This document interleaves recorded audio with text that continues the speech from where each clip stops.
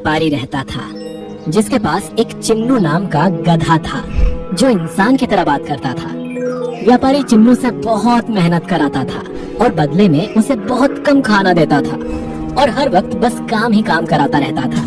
लेकिन इन सब के बावजूद चिन्नू अपने मालिक से बहुत प्यार करता था क्योंकि चिन्नू के माँ बाप भी इसी व्यापारी के पास काम करते थे। व्यापारी की एक छोटी बेटी थी गुड़िया, जिसके साथ बचपन से चिन्नू बहुत खेलता था। चिन्नू गुड़िया से बहुत प्यार करता था और हमेशा गुड़िया को स्कूल लेकर जाता था और फिर स्कूल से लाता था। मगर व्यापारी बहुत घमंडी और बहुत गुस्से वाला था, जिस वजह से पूरे गांव के लोग व्यापारी से बात तक नहीं करते थे। यहाँ तक कि गांव के कोई भी बच्चे गुड़िया के साथ न ही दोस्ती करते थे और न ही उसके साथ खेलते थे। गुड़िया का सिर्फ एक ही दोस्त था, चिन्नू, जिसके साथ वो खेलती थी और बहुत बातें भी किया करती थी। कभी कभी व्यापारी को जब बहुत गुस्सा आता था तो वो चिन्नू को धूप में बांध देता था और बहुत पिटाई भी करता था, जिसके कारण चिन्नू बहुत बीमार भी रहने लगा था। मगर व्यापारी की बेटी चिन्नू को चुपचाप खाना देती थी और उसकी सेवा करती थी और उसके लिए डॉक्टर से दवाई भी लाया करती थी। चिन्नू, तुम मेरे सबसे अच्छे दोस्त हो और जब मैं बड़ी हो जाऊंगी तो मैं तुमसे कभी भी कोई भी काम नहीं करवाऊंगी और कोई भी तुमको मारेगा भी नहीं। हम बस खूब खेलेंगे। गुड़िया रानी, तुम बहुत जल्दी से बड़ी हो जाओ, फिर मैं तुमको अपनी पीठ पर बैठाकर पूरे गांव में घुमाऊंगा।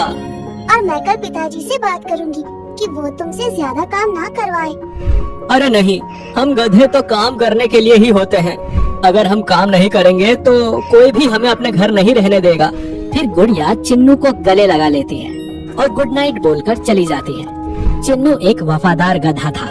वो व्यापारी के घर के बाहर बैठकर पूरी रात घर की देखभाल किया करता था ताकि कोई चोर या डाकू घर में ना घुस सके। पूरा गांव और यहाँ तक कि चोर भी ये सब जानते थे, इसीलिए कोई भी व्यापारी के घर में घुसने की हिम्मत नहीं कर सकता था। एक दिन की बात है, व्यापारी चिन्नू के साथ एक जंगल से होकर गुजर रहा था। ओ गधे, तू इतना धीरे धीरे क्यों चल रहा है? दिखता नहीं कि रात होने वाली है? और सुना है ये जंगल बहुत खतरनाक है, जल्दी जल्दी चल। व्यापारी छड़ी से गधे को मारता है ताकि वो तेजी से चले। तभी कुछ डाकू आ जाते हैं। एक और शिकार, चलो इससे सारा सामान लूट लो और इस मूर्ख को गोली मार दो ताकि ये किसी और को हमारे बारे में कुछ भी ना बोल सके। मैं बहुत गरीब हूँ, मुझे छोड़ दो। मेरे पास जो भी है सब ले लो, मगर मुझे जाने दो। मैं किसी से कुछ नहीं कहूँगा। व्यापारी को जान की भीख मांगते हुए देख चिन्नू को बहुत गुस्सा आता है और वो सोचता है, मैं अपने मालिक को कुछ नहीं होने दूंगा।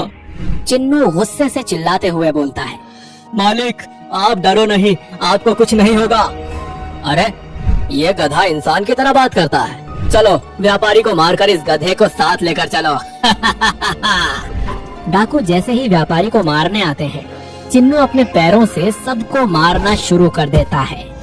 डाकू से लड़ते हुए चिन्नू बहुत घायल हो जाता है, मगर वो अपने मालिक को डाकू से बचा लेता है। चिन्नू मुश्किल से खड़ा होता है और बोलता है, मालिक आप ठीक हो? चलो जल्दी मेरे ऊपर बैठो। फिर चिन्नू व्यापारी को अपनी पीठ पर बैठाकर दौड़ना शुरू कर देता है। चिन्नू मन ही मन बोलता रहता है, हे भगवान, मुझे थोड़ी सी हिम्मत दे ताकि मैं मालिक को सही सलामत घर पहुंचा दूं। उसके बाद तुम मेरे प्राण निकाल लेना। लेकिन थोड़ी दूर चलते ही एक बहुत बड़ा शेर दोनों के सामने आ जाता है, जिसको देखकर चिन्नू और व्यापारी बहुत डर जाते हैं। मैं बहुत भूखा हूँ, तुम में से मुझे किसी एक को खाना है। जल्दी बताओ किसको मरना है और किसको बचना है। महाराज, मैं बहुत गरीब हूँ और मेरे घर पर मेरी एक छोटी बेटी है जो मेरा इंतजार कर रही है। मुझे जाने दो, मुझे मत खाओ और आप इस गधे को खा जाओ क्योंकि इसका कोई नहीं है और अब ये किसी भी काम का नहीं है। चिन्नू अपने मालिक को देखता है और उसकी आंखों से आंसू टपकने शुरू हो जाते हैं। अब तू बता कि तू मरना चाहता है या बचना? मगर चिन्नू कुछ नहीं बोलता और चुपचाप खड़ा रहता है। चिन्नू की आंखों से आंसू बहते रहते हैं। जल्दी बता। महाराज, फैसला हो गया है, आप मालिक को जाने दीजिए क्योंकि उनकी बेटी उनका घर पर इंतजार कर रही है। आप कृपा करके मुझे ही खा लीजिए। शेर व्यापारी से बोलता है, तुम जा सकते हो। व्यापारी जैसे ही जाने के लिए भागता है, तभी वो शेर एक देवी के रूप में बदल जाती है। व्यापारी देवी को देखकर डर जाता है और रुक जाता है। चीनू, मैं तुम्हारी ईमानदारी से बहुत खुश हूँ। जिस मालिक को बचाने के लिए तुम अपनी जान भी देने के लिए तैयार थे, उस मालिक ने एक पल भी तुम्हारे बारे में नहीं सोचा। व्यापारी ने जब ये सब सुना तो उसको बहुत दुख हुआ और वो चिन्नू के पास आया और उसके सामने हाथ जोड़कर बैठ गया। चिन्नू, मुझे माफ कर दो। मैं पैसे के लालच की वजह से अंधा हो गया था और तुम्हारी सच्ची वफादारी को देख नहीं सका। मुझे माफ कर दो। अब मैं कभी भी तुमको तकलीफ नहीं दूंगा और आज से तुम मेरे परिवार का हिस्सा हो। व्यापारी की बात सुनकर चिन्नू बहुत खुश हुआ और देवी को धन्यवाद दिया और फिर देवी ने चिन्नू के सभी घाव को ठीक कर दिया और फिर देवी वहाँ से अंतर्ध्यान हो गई।